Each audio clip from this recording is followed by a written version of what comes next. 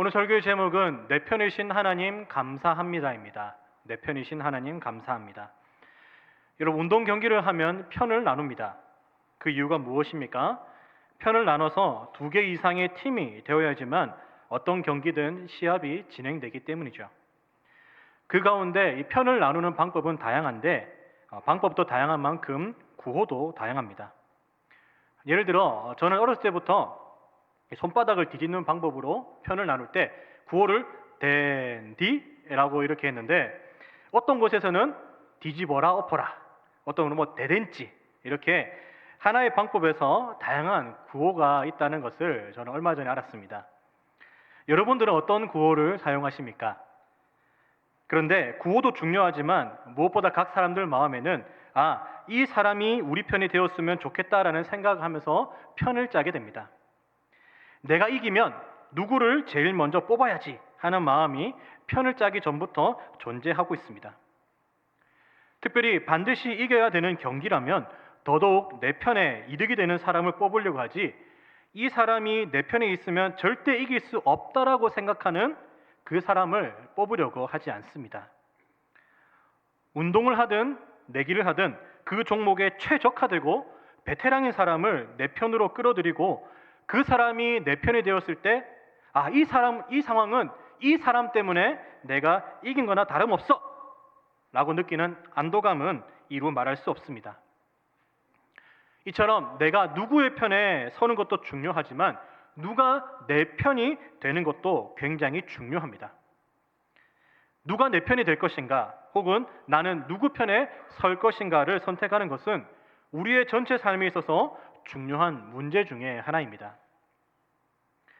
게다가 우리는 항상 어떤 선택을 하는 데 있어서 이것은 당연하게 우리가 선택을 해야 되는 것이다, 특별히 그것은 내가 질 것 같은 편에 서는 그런 선택을 하는 사람은 없습니다.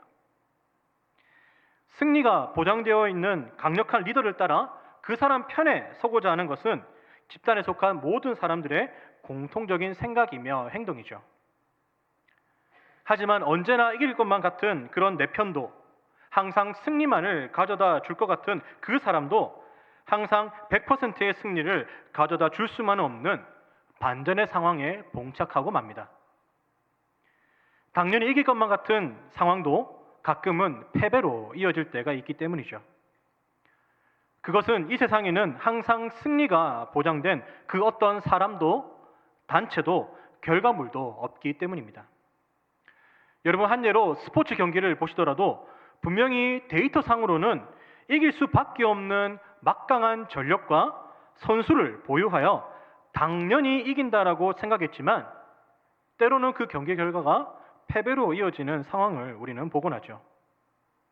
그리고 복권 1등이 많이 당첨된 명당 지점이다라고 자부하는 이 복권 판매점도 항상 1등을 안겨다 주진 못합니다. 이 사람은 승리 보증 수표다, 이 편에 서라, 그러면 결과는 당연한 승리다라고 하며 당연히 승리가 보장되듯 해 보이지만 그 결과는 처참한 패배로 이어지는 사례들을 많이 보셨을 것입니다. 그렇다면 왜 이런 일들이 일어나는 것일까요? 승리가 보장된 팀에 속하거나 승리가 보장된 사람을 내 편으로 끌어들이더라도 왜 100%의 승리는 없는 것일까요? 그것은 이 세상에 절대라는 것은 없기 때문입니다. 이것은 절대적으로 완전하니 이것만 있으면 모든 것을 이기고 또 이겨 항상 이길 수 있는 100%라고 자신 있게 말할 수 있는 것은 이 세상에 없습니다. 그런데 여러분, 여기까지만 본다면 어떤 절대적인 것에 의지함으로 그것을 통해서 얻어지는 이 평안함을 기대하는 사람들에게 그것은 언제든지 깨어질 수 있으니 애초에 꿈도 꾸지 마! 라며 항상 불안감 속에 살아야만 될 것 같은 그런 메시지를 던져주는 것 같습니다. 하지만 오늘 읽은 말씀에서는 이 모든 불안감을 한 번에 해결하며 최고의 해결책을 가져다주는 강력한 내 편이 있다라고 알려주는데 그분이 바로 하나님이다라는 것입니다. 오늘 읽은 시편 118편 전체를 요약하면 이렇게 요약할 수 있습니다. 하나님은 내 편이시기 때문에 모든 것은 해결되었습니다. 감사합니다. 하나님은 내 편이시기 때문에 모든 것은 해결되었습니다. 감사합니다. 시편 118편의 저자는 하나님이 내 편이기 때문에 이렇고 하나님이 내 편이기 때문에 저렇다라고 말하고 있는데요. 게다가 저자는 극심한 고난 가운데서도 내 편이신 하나님의 놀라운 구원을 또 은혜를 체험하고 또 그 구원을 감사하고 더 큰 구원을 내다보며 하나님을 찬양하고 있습니다. 참고로 시편 118편의 저자는 미상입니다. 다윗이 지었을 것으로 추측은 합니다만 명확하게 본문에서 밝히고 있지 않기 때문에 이후로는 제가 시인이라고 표현을 하도록 하겠습니다. 그래서 오늘 이 시간에는 이 시인이 만난 하나님이 어떤 분이신 줄 우리도 알고 또 그 하나님을 믿고 감사의 찬양을 드리며 하나님은 내 편이 되심을 말씀을 통해 알아보도록 하겠습니다. 시인은 본문 1절에서 하나님의 선하심과 인자하심에 감사하라는 명령의 말로 본 시를 시작합니다. 여러분, 한글 번역 성경에는 나와 있지 않지만 1절에서 감사하라고 말하는 대상을 너희들이라는 복수 형태를 취함으로써 히브리어 원어 성경에는 너희들은 하나님께 감사하라라고 그렇게 말하는데, 이것은 자신이 이런 하나님께 감사했듯이 여러분들도 그렇게 감사하라고 이 본시의 시작에서부터 시인이 강력하게 호소하고 있는 것입니다. 그래서 시인은 감사합시다, 감사하시죠와 같은 청류형이 아니라 감사하라라는 단호한 명령형의 형태를 취함으로써 내 편이신 하나님의 선하심과 인자하심에 감사하는 것은 반드시 필요하다라는 것을 시인이 강조하고 있습니다. 그렇습니다. 감사는 성도의 신앙생활에서 절대 빠질 수 없는 것입니다. 혹시 이런 말 들어보셨습니까? 감사는 감사를 부른다. 감사는 감사를 부른다. 이 말은 뭐냐? 여러분, 감사하셔야지만 또 다른 감사가 있다는 것이죠. 감사하지 않으면 그 다음 감사는 없다는 것입니다. 그래서 감사하면 또 다른 감사를 부르게 되어 있습니다. 그래서 우리에게 필요한 의식은 감사, 또 감사, 그래도 감사, 그리고 감사입니다. 감사, 또 감사, 그래도 감사, 그리고 감사. 다시 말해 감사로 시작해서 감사로 끝나는 것이 바로 성도의 삶이어야 된다는 것입니다. 이에 대해 골로새서 3장 15절은 이렇게 말합니다. 그리스도의 평강이 너희의 마음을 주장하게 하라. 너희는 평강을 위하여 한 몸으로 부르심을 받았나니 너희는 또한 어떻게 하는 자가 되라고요? 감사하는 자가 되라고 했습니다. 또 이어서 데살로니가전서 5장 18절 말씀입니다. 여러분 잘 아시는 말씀이죠. 범사에 어떻게 하라고요? 감사하라. 여러분, 감사하는 이것이 바로 그리스도 예수 안에서 우리를 향하신 하나님의 뜻이다라는 것입니다. 여러분, 이렇게 지속적으로 우리가 감사의 삶을 살아야 할 것을 성경은 계속해서 강조합니다. 여러분, 감사할 이유는 다양하지만 우리가 감사를 이 감사의 제목으로 인식하지 못해서 감사하지 못하는 경우가 많습니다. 하지만 조금만 생각을 바꾼다면 이렇게 두 발로 걸어오신 이 두 발에 주신 것에 감사하고 눈, 코, 귀, 입, 손, 이것들을 주신 하나님께 우리는 감사할 수 있는 것입니다. 여러분, 그리고 여기서 말하는 감사는 원어상 단순히 감사하다라는 뜻만을 포함하지 않습니다. 여기에는 고백하다, 찬양하다, 인정하다라는 듯 다양한 뜻이 함축되어 있습니다. 그래서 시편 118편에는 하나님이 하신 일에 대해서 찬양하고 고백하는 시인의 깊은 모습을 우리가 발견할 수 있습니다. 왜냐하면 이 찬양이라는 말의 히브리어 어원이 높이다, 자랑하다라는 말에서 파생되었기 때문에 시인은 하나님이 하신 일에 대해서 감사함으로 찬양하고 있는 것입니다. 그렇다면 시인이 말하는 내 편이신 하나님께 하는 감사는 구체적으로 어떤 것일까요?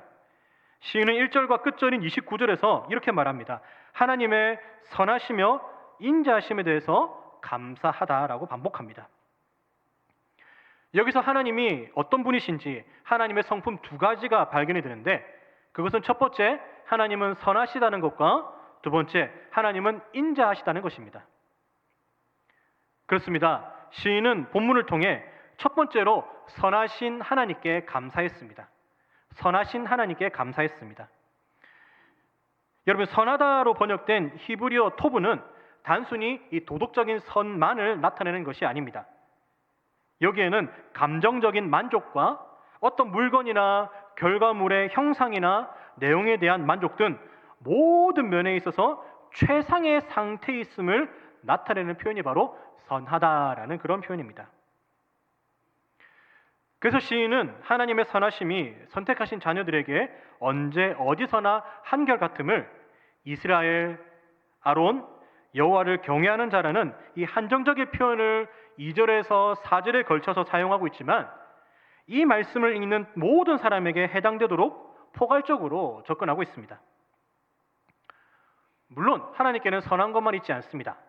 우리가 잘 알듯이 사랑, 위엄, 영광, 공의, 진실하심 등 수많은 하나님의 성품이 있지만 다른 것보다 하나님의 선하심을 깨닫고 인식하는 것이 더욱 자발적인 감사와 찬양을 우러나게 하는 요소이기 때문에 시인은 하나님의 이 선하신 속성이 하나님께 대한 감사의 대상이 됨을 밝히고 있는 것입니다. 그래서 비슷한 표현이 바울이 디모데를 향한 편지에서도 나타나는데요. 디모데전서 4장 4절 말씀을 보시면 이렇게 기록되어 있습니다. 하나님께서 지으신 모든 것이 선함에 어떻게 받으면 버릴 것이 없다고요? 감사함으로 받으면 버릴 것이 없다고 했습니다. 여러분, 이것은 내가 감사하기 때문에 하나님은 선하시게 만드셨습니다. 하나님, 이건 내가 감사하지 않기 때문에 이것은 선하게 만드신 것이 아닙니다라고 우리의 인정 여부에 따라서 하나님께서 지으신 어떤 것은 선하고 어떤 것은 선하지 않다는 것이 아니라 하나님께서 지으신 모든 것은 선합니다. 그런데 우리가 감사함으로 받으면 모든 것이 선한 것으로 받으면 감사한데 감사하지 못해서 그것이 선하지 않는 것이 되어버리고 감사하지 않기 때문에 감사하지 않은 것이 되는 것이죠. 여러분, 저는 지금까지 교회를 거쳐오면서 여름 수련회 및 기타 행사를 준비할 때마다 교사들과 집중적으로 공유하는 기도 제목이 있습니다. 그것은 많은 아이들이 참석하는 것과 함께 매 순간 우리에게 다가오는 그것이 하나님께서 우리에게 주신 가장 좋은 것임을 믿어야 한다는 것입니다. 한 예로 여러분, 행사를 준비하다 보면 우리가 좋은 날씨를 주시옵소서라는 기도를 많이 하죠. 그럼 여러분, 여기서 말하는 좋은 날씨는 어떤 날씨입니까? 우리가 생각하는 좋은 날씨는 굉장히 화창한 날씨입니다. 덥지도 않고 춥지도 않는 가장 화창한 날씨. 그래서 이 화창한 날씨 속에서 모든 프로그램이 진행되고자 함이며 날씨 때문에 혹시나 프로그램에 지장이 있으면 안 되기 때문에 우리는 좋은 날씨를 주시옵소서라고 기도를 합니다. 하지만 하나님께서 만드신 모든 것이 선하다라는 말씀을 믿는 우리에게는 그날 비가 오든지 날씨가 덥든지 춥든지 관계없이 하나님, 지금 이 상태가 하나님 우리에게 주신 최고의 선의 결과물이군요 라는 그런 믿음과 감사가 중요합니다. 때로는 우리가 생각했던 그런 화창한 날씨가 아닐지라도 하나님, 이 날씨를 주신 이유가 분명히 있을 줄 압니다. 하나님, 이 날씨를 주신 하나님께 감사합니다라는 그런 믿음의 고백으로 우리가 발전해야 되는 것이 바로 하나님께서 만드신 모든 것이 선하다라는 것을 믿고 감사함으로 받아들이는 우리의 자세라는 것입니다. 그래서 때로는 우리의 생각과 다르게 결과물이 나타난다 할지라도 그것이 우리의 기도에 응답하지 않으신 그런 결과물이 아니라 여전히 내 편 되신 하나님께서 선하신 뜻과 선하신 방법대로 우리의 기도에 응답하셨음을 믿어야 됩니다. 게다가 최악의 상황 또는 원치 않는 상황에 부딪혔을 때 그것이 내가 어떤 잘못을 했기 때문에 하나님이 이런 어려움을 당하게 하시는군요 라고 그런 결과가 아니라 욥처럼 또 다른 하나님의 계획하심과 다 이해할 수 없지만은 나를 향하신 분명한 하나님의 뜻이 있고 이 모든 과정을 통해서 하나님께 더욱 붙들린 자가 되기 위해서 하나님 이런 환경을 허락하시는군요 라는 그런 믿음이 있다면 우리는 감사의 생활과 믿음이 한 단계 더 성숙해지는 것입니다. 그래서 우리에게 필요한 것이 왔을 때만 감사하는 것이 아니라 자신의 생각과 맞지 않는 상황 가운데서도 이것은 하나님의 은혜를 경험할 수 있는 또 다른 경험이다. 그래서 이 경험을 주신 것에서 감사합니다. 선하신 하나님의 뜻에 감사합니다라는 그런 기도가 우리에게 필요합니다. 그래서 감사는 주어진 환경에서만 하는 것이 아니라 환경을 넘어 존재하고 계신 내 편이신 하나님을 바라보는 것으로 확장되는 것이 바로 감사입니다. 두 번째로 시인은 영원하신 하나님의 인자하심에 감사했습니다. 영원하신 하나님의 인자하심에 감사했습니다. 여러분, 인자라는 말 많이 들어보셨을 것입니다. 인자라는 말의 사전적 의미는 마음이 어질고 자유롭다인데, 이 인자의 의미가 단순히 상대방에게 베푸는 호의 정도라고 생각될지 모르지만 히브리어에서는 보다 더 포괄적인 의미로 친절함, 상냥함, 선하심, 관대함 등을 의미합니다. 그리고 더 나아가 하나님의 인자하심은 선택하신 자녀들에 대하여 한결같이 베푸시는 하나님의 사랑을 의미합니다. 여러분, 출애굽기 15장 13절은 이렇게 기록합니다. 주의 인자하심으로 주께서 구속하신 백성을 인도하시되. 여러분, 이스라엘 백성들이 40년 동안 광야 생활을 하면서 하나님께 수많은 불평 불만을 했습니다. 여러분, 제가 만약에 하나님이었다면, 그렇다고 제가 하나님이라는 뜻이 아닙니다. 제가 만약에 하나님이었다면 저는 인내심이 그렇게 많지 않기 때문에 한두 번 용서해주고 내가 너한테 몇 번 기회를 줬잖아, 너 또 그럴 거야 하면서 하나님은 내가 다른 사람을 선택하겠다라고 그렇게 저는 했을지도 모르겠습니다. 그런데 하나님은 그렇게 하지 않으셨습니다. 역대상 16장 34절은 이렇게 고백하죠. 여호와께 감사하라. 그는 선하시며 그의 인자하심이 영원함이로다. 여러분, 하나님의 인자하심을 우리가 가장 잘 알 수 있는 것이 바로 죄를 지은 인간을 향해 진노하심으로 그대로 그 진노 가운데 내버려 두시고 완전히 멸하신 것이 아닙니다. 하나님은 인자하심으로 진노와 죄를 덮으시고 진정으로 회개할 때 용서해 주시는 분으로 우리는 믿고 있습니다. 여러분, 우리가 예배 중에 고백 기도를 하죠. 고백 기도를 하는 이유가 바로 이것입니다. 지난주에 이걸 하고 또 한 주간 죄를 짓고 오늘 하고 또 죄를 지을 거지만 그럼에도 불구하고 하나님의 인자하심은 영원하시기 때문에 우리는 언제든지 하나님께 나가서 회개할 수 있는 것입니다. 여러분, 이것이 얼마나 큰 감사인지 아십니까? 시인도 우리와 동일한 죄인이었습니다. 하지만 어떤 방면으로든 간에 하나님의 놀라운 인자하심을 경험한 그는 감사하지 않고서는 견딜 수가 없었습니다. 여러분, 그러면 언제까지 인자하신 하나님이십니까? 시인은 인자하심이 영원하다라고 말합니다. 그렇습니다. 우리를 향한 하나님의 인자하심은 영원하십니다. 절대로 중간에 변하지 않습니다. 그렇기 때문에 우리가 감사할 수 있는 것이고 언제든지 하나님께 나아가 우리가 죄를 자백할 수 있는 것입니다. 여러분, 아무리 인자한 선인이라 할지라도 그 인자함은 처음부터 끝까지 변하지 않을 수 없고 영원하지 않습니다. 끝까지 갈 수 있을지 모르겠지만 영원할 수는 없습니다. 왜 그렇습니까?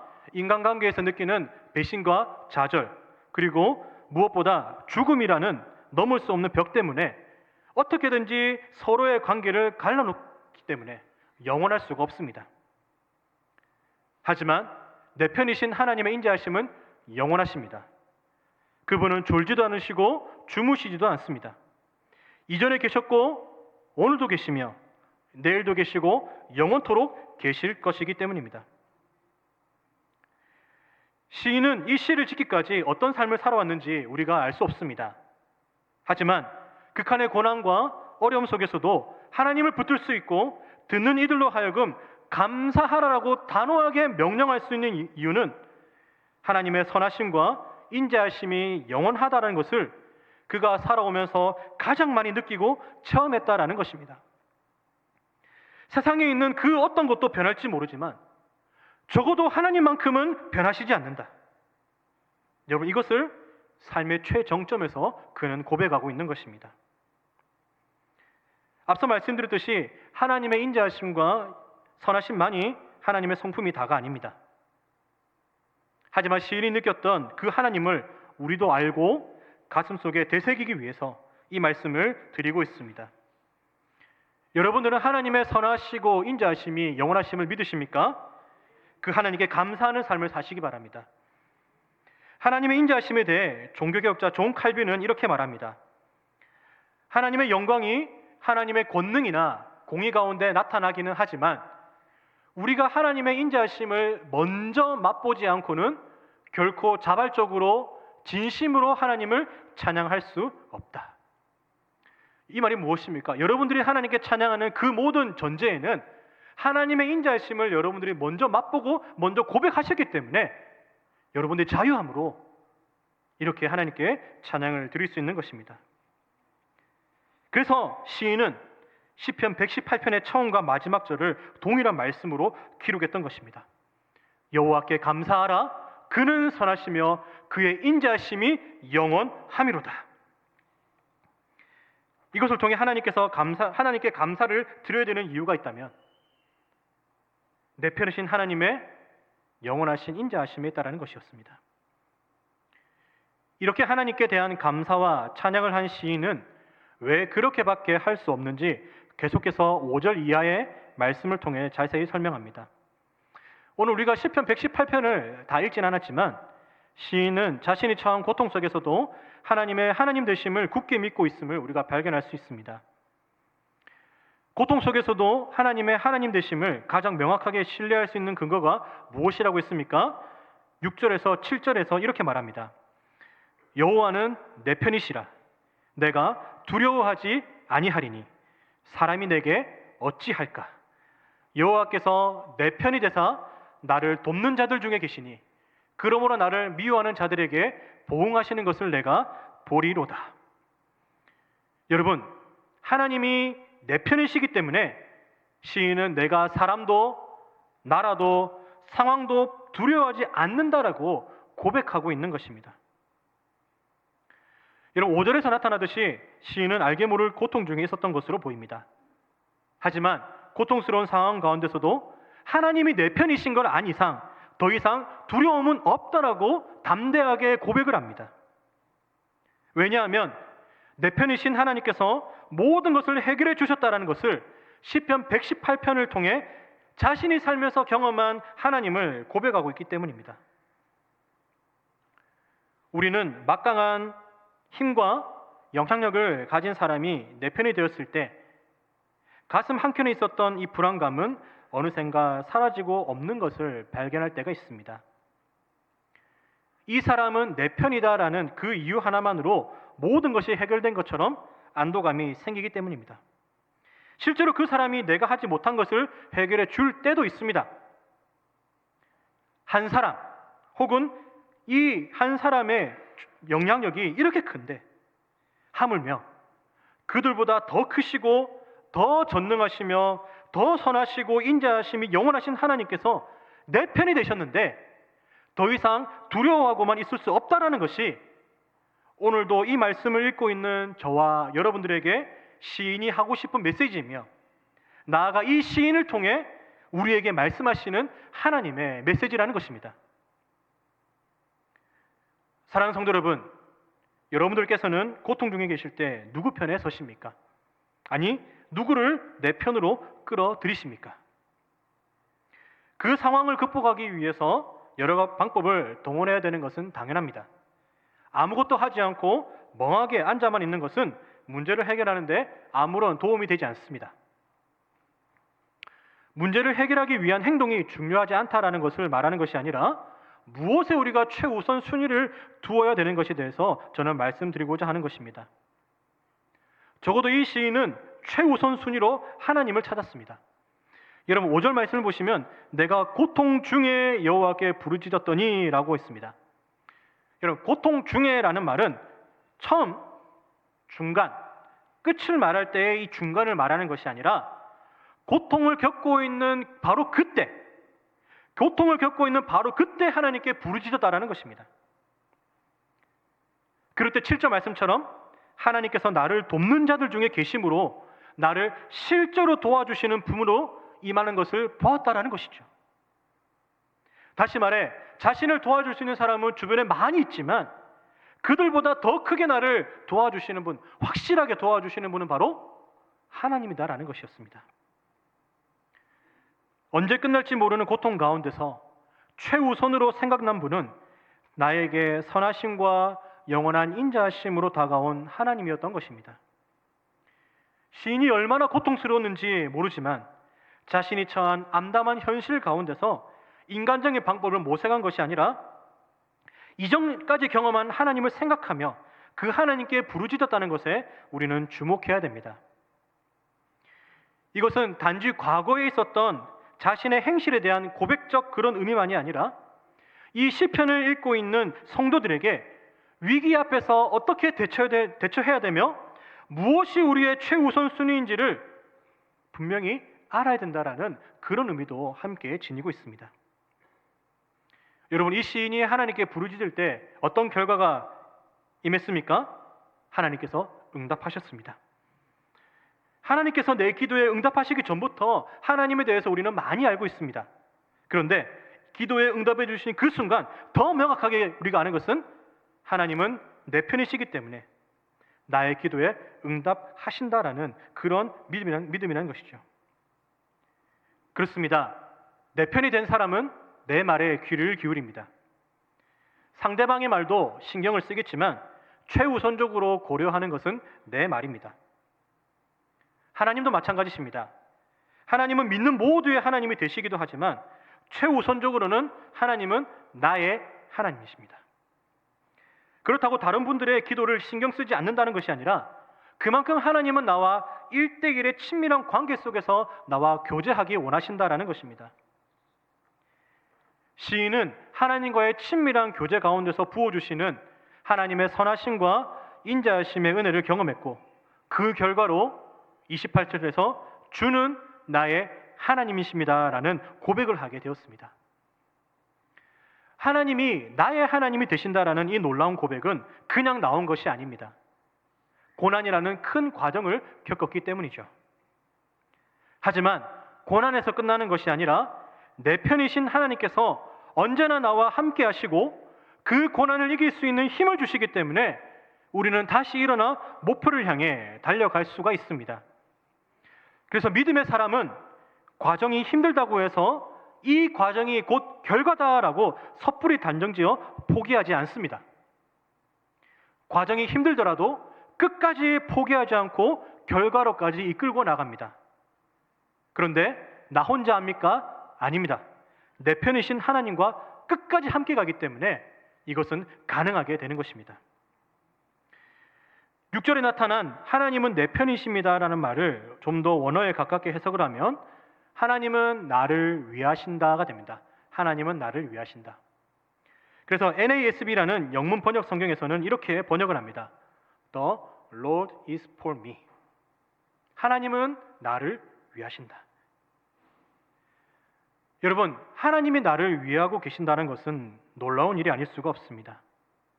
하나님을 믿는 성도들이 지구상에 얼마나 많을까요?